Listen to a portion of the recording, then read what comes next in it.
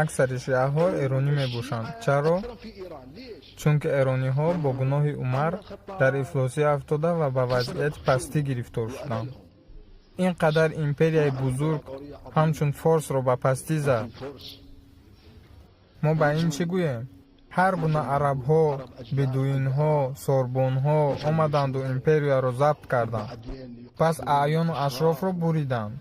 пас метавонад адоват бар онҳо нест шавад? на, ҳеҷ гоҳ. ин адоват ҳеҷ гоҳ нест намешавад.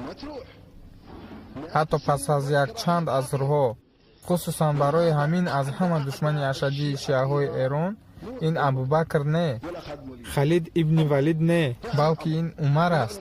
Чаро? ғайри ин боз барои чӣ Умарро гунаҳгор медонанд? Чунки ӯ устухони паҳлӯи Фотимаи Заҳроро шикаст. ҳамчунин ин ҳама дар дин омадааст, агарчи дар ҳақиқат ҳеҷ гоҳ ин хел нашудааст. ин ҳақиқат аст. эрониҳо ҳақ доранд ба адоват. ин кор осон нест. умар ин империяро ҳамагӣ нест кард. ҳатто Искандари Мақдунӣ ин тавр накарда буд.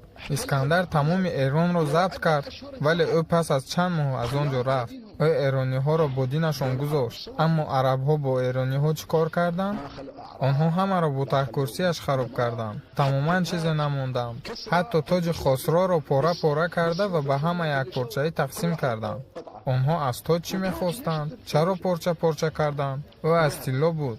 оё онҳо аз тоҷҳо чизе медонистанд? ин тоҷе буд ки агар ин кор имрӯз рӯй медод, созмони милал ҳатман ба ин кор хӯш мешуд, то ки ин тоҷро муҳофизат кунад.